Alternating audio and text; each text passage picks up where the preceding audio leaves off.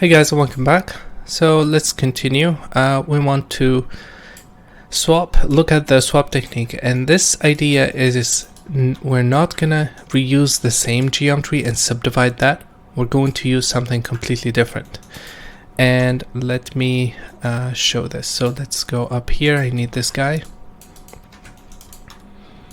And inside this main layer, we need, let's see, need that's fine. And this is going to be 2, I assume.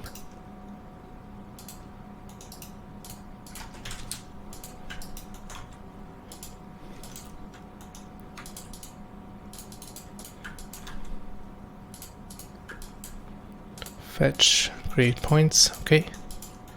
And let's use transform pieces. I'm getting the geometry, the top layer geometry that we just added in the previous video. Okay.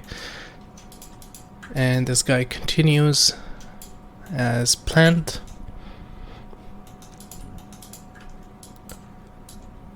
Okay, so that's working. And then we have this working as expected. Cool. Okay, so the next thing is I want to take this geometry. We can obviously go and do a for each loop and then do the same technique, but I don't want to do that. I'm going to do something different.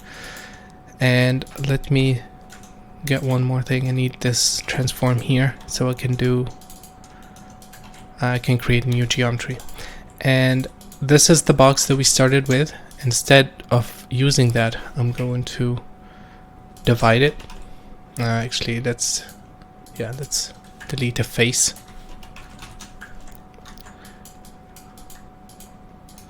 And I'm going to divide this.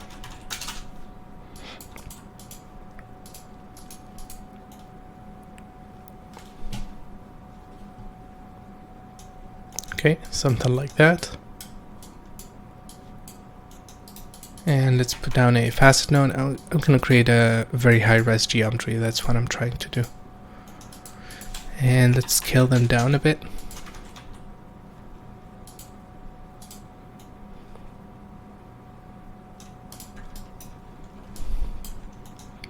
And let's extrude this up.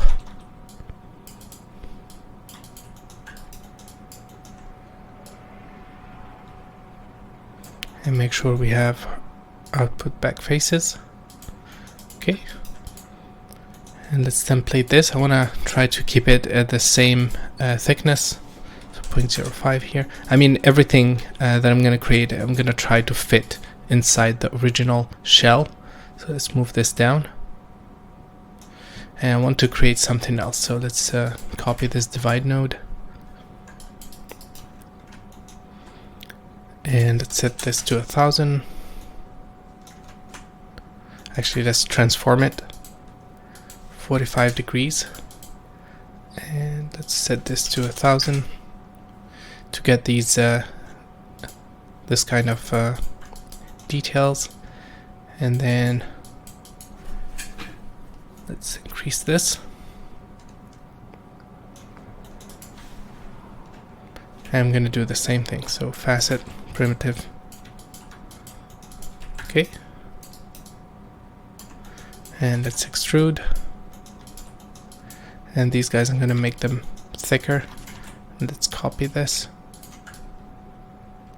And let's apply the inverse of the rotation to get it back in shape. And let's template the original box.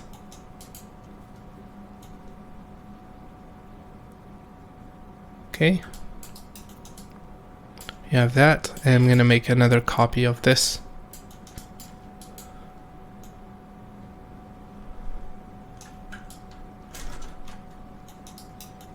And I'm going to scale them up to fit in the remaining, basically. Maybe 4.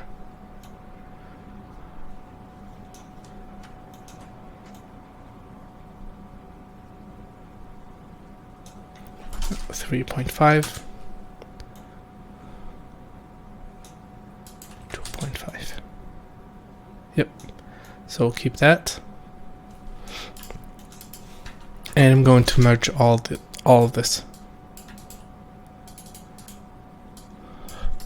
So this is a completely different geo. Okay, and this is what we used within the sim. Actually, this is what we used within the sim.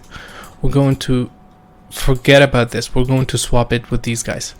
And one more thing I have to do is this part here has a very long pieces, and I don't want that, because if we use this geometry to transform, it's not going to work with these blocks. So we need smaller amount of details here.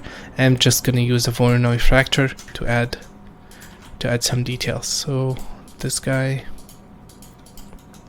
I could fracture them like wood, but for the sake of time, I'm not going to do that. Let's fuse the geometry. Okay.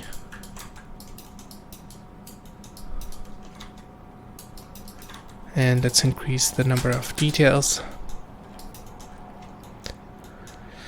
And I don't like it, so I'm going to do it here.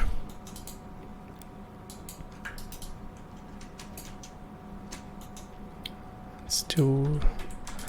I want to get the wood pattern. I don't like the way it looks now. So this part.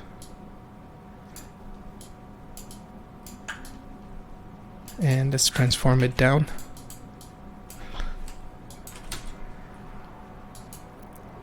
Not like that, like this. Let's do the fracture and then scale it back.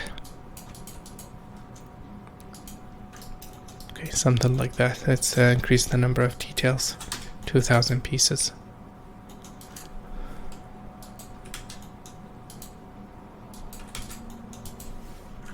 Okay. Yep, I like this better, and let's move all this down.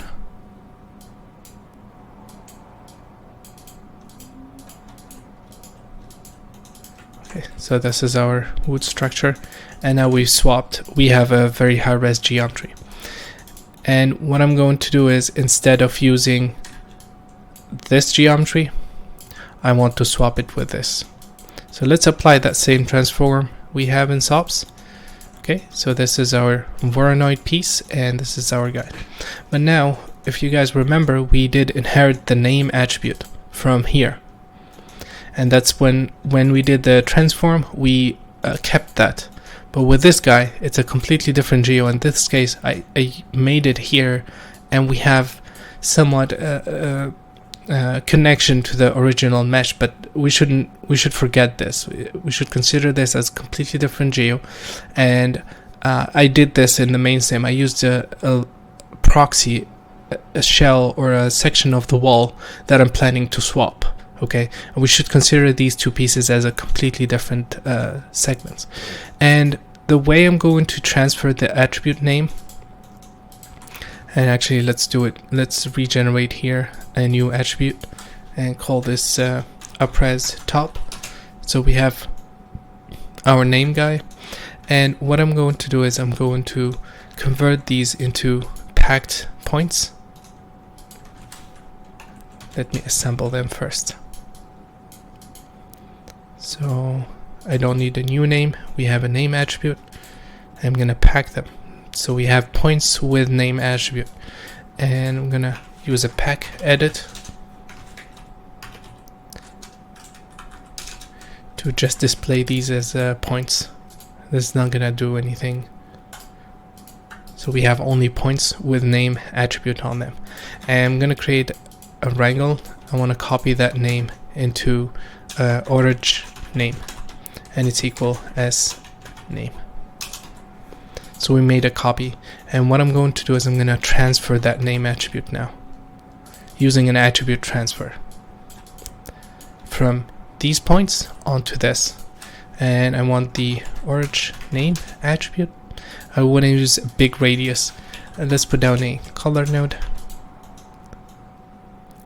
Okay, make sure we have to make sure that this data when we do the transfer is packed, because we want to transfer to packed points. We don't want to transfer to geometry that messes it up, because if vertices or a point get if 2 points from the same object, same piece get different attributes, then we have problem.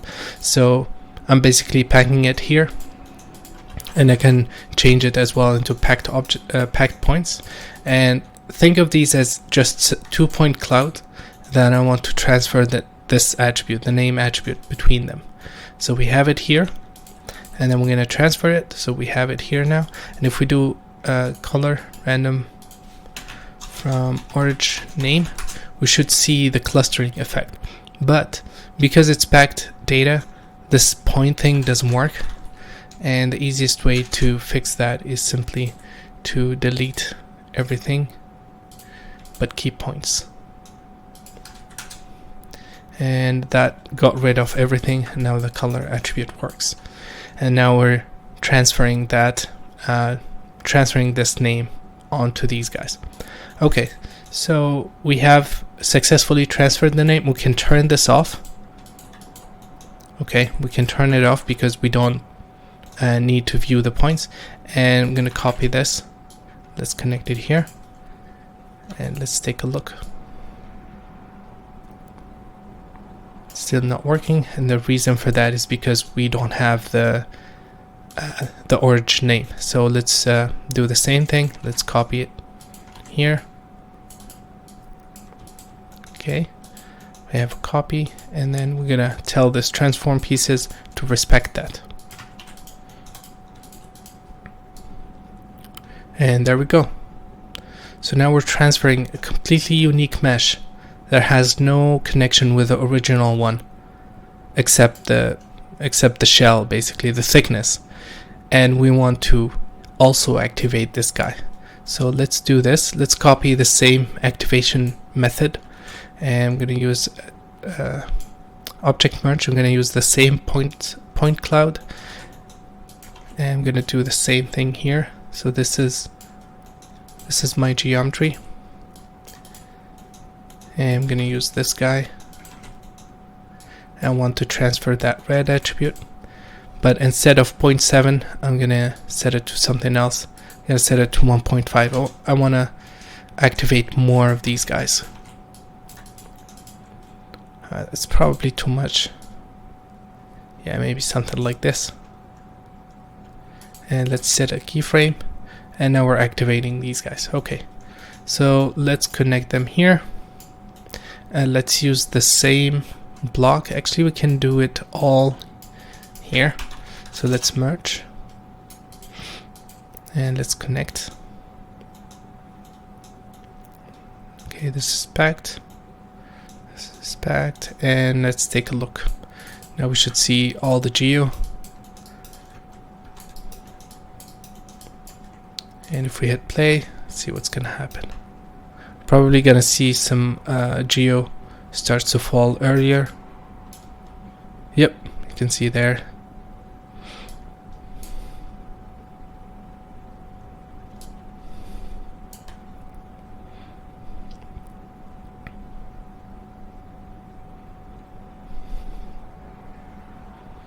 And this is gonna continue to erode basically and start eating more into this piece. But we have to be careful not to go too crazy into the erosion effect, because we used some sort of geometry in the first sim, and that has been used in the collision and everything else. So if this piece is, for example, rotating on its corner and transforming, using that as collision, if we start eroding that and activating pieces, then that geometry may not be present, and it's going to look very, very off. Now, if we take a look at the amount of details that we have, let me cancel this. We started off with a very simple box, and now we have all this geometry added, and it's working, and it's very, very interactive. We're not going to use any collision, any constraints. We can, but for the sake of speed, we're not going to do any of that. And this is the method. We're going to up-res certain existing pieces. We're going to swap some geometry with something high res and use an activation method. Now, you can go as crazy as you want with these details. Let's go back here. I'm gonna do one more thing.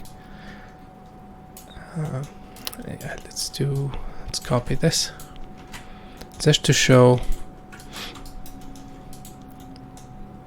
And I'm gonna use a copy node. Okay, and let's increase and copy this. I'm basically going to add a lot more details. So 0.1.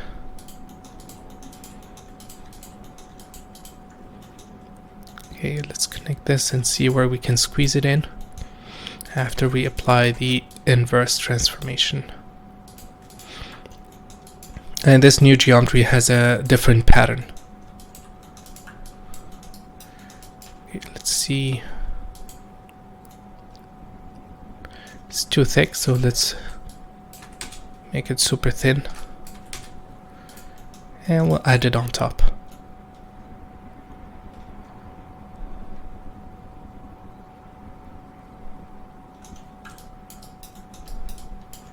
And I'm actually going to do one more just to show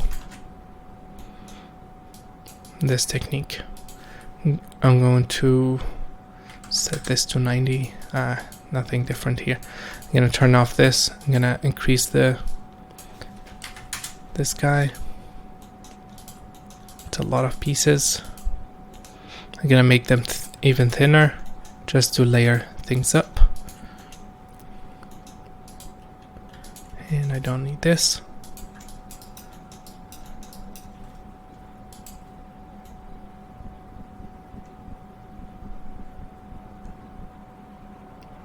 Okay.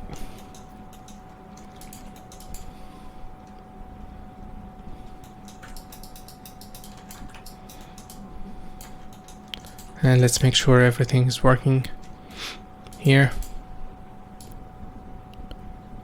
Yep. And let's increase these guys as well to 300. And we have 60,000 pieces simming right now.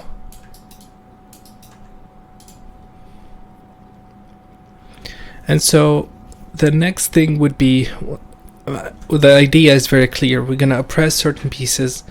Obviously the current Voronoi fracture is very basic and the pattern is very clear, so we want to create something more a bit more interesting. We can also increase the number of pieces and use some kind of clustering method, and just RBD cluster to group pieces based on the name attribute. And then the main trick here is to generate proper activation between the pieces, and that's what we're going to talk about in the next. No, actually we're going to talk about it once we start implementing it, because it's going to take a lot of time if we do it twice. And I think you guys now have understood the workflow, and we're going to start implementing the fracturing in our main sim, and then we'll get to the activation system once we have it working. And so let's see here.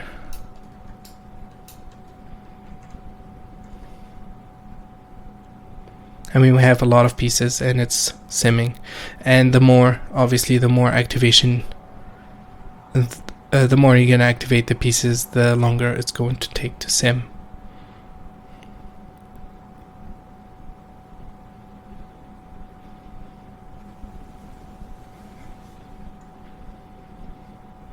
Okay, I'm gonna let this run for a bit longer, and then we'll continue in the next video. Thank you guys for watching, and see you in a bit.